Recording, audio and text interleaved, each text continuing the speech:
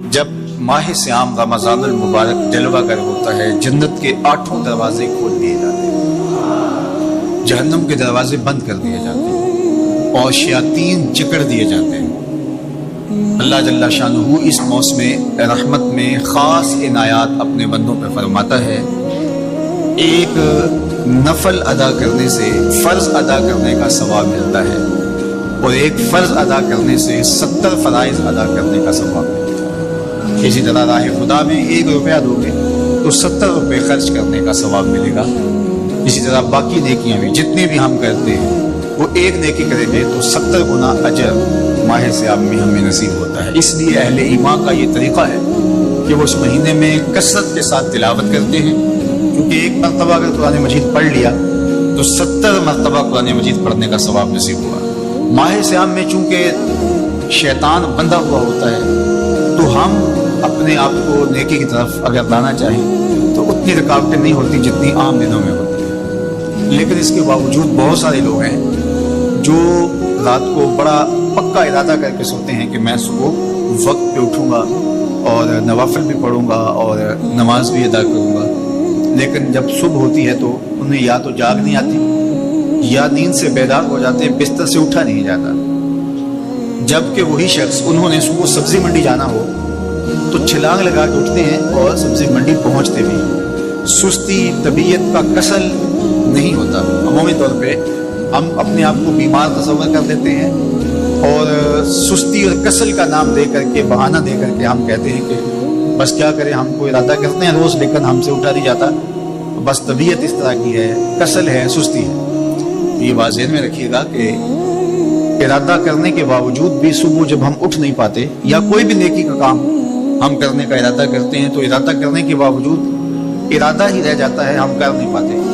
تو اس کا سبب یہ ہوتا ہے کہ بہت سارے ہم گناہ کر چکے ہیں اور ان گناہوں کی وجہ سے ہم نیکی کی توفیق نہیں پاتے۔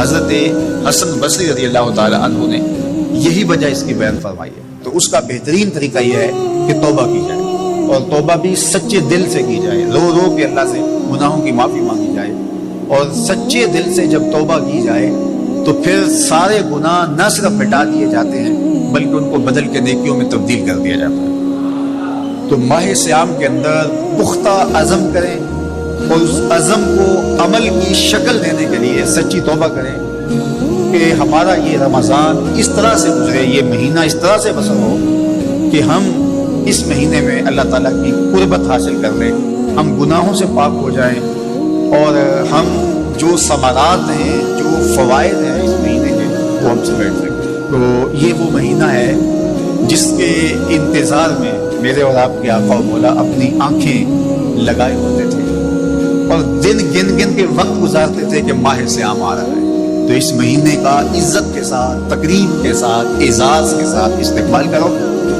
اور اس کو پلکوں پہ بٹھاؤ، اس کو دل پہ بٹھاؤ۔ اس مہینے کی تقریب یہ ہے کہ اس میں ہر برا کام چھوڑ دیا جائے۔ اگر کوئی شخص برا کام نہیں چھوڑتا اور روزے رکھتا ہے تو میرے اور آپ کے آقا و مولا کا ایک فرمان سن لیجیے، من لم یدع قول الزور والعمل بہ فلیس للہ حاجۃ فی ان یدع طعامہ وشرابہ۔ فرمایا کہ جو جھوٹ اور برے کام نہیں چھوڑتا اس کے بھوکا اور پیاسا رہنے کی اللہ کو کوئی ضرورت نہیں ہے۔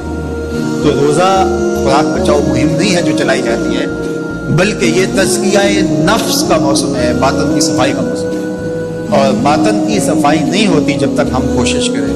آپ کے بدن پہ بہت ساری میل چڑھی ہوئی ہے اور جمی ہوئی ہے بدن کے ایک ایک عضو پہ میل، تو آپ پانی میں چھلانگ لگا کے باہر بھی آ جاتے ہیں تو میل نہیں اترتی۔ چلو کچھ نہ کچھ فرق تو ضرور پڑ جاتا ہے لیکن میل نہیں اترے گی۔ میل کب اترے گی؟ جب آپ اپنے بدن کو مل مل کے اس کے اوپر صابن لگا کر کے اچھی طرح سے اس کو جب اتاریں گے محنت کوشش سے تو پھر آپ کا بدن مہک جائے گا، ہلکا پھلکا ہو جائے گا، میل اتر جائے گی۔ یہ موسم رحمت ہے، اللہ کی رحمتوں کا بھی برسے گا، اس سے کچھ نہ کچھ فائدہ تو ہوگا ہی، لیکن حقیقی فائدہ وہی حاصل کرے گا جو اپنے گناہوں کو مل مل کے دھوئے گا اور اپنے آپ کو صاف کرنے کی کوشش کرے گا۔ تو اپنے من کے میل اتارنے ہیں، اپنے باطن کے میل اتارنے ہیں، اپنے اعمال کی درستگی کی کوشش کرنی ہے۔ صلاۃ التراویح مسجد میں نہیں آ سکتے تو گھروں میں پڑھ لیجئے۔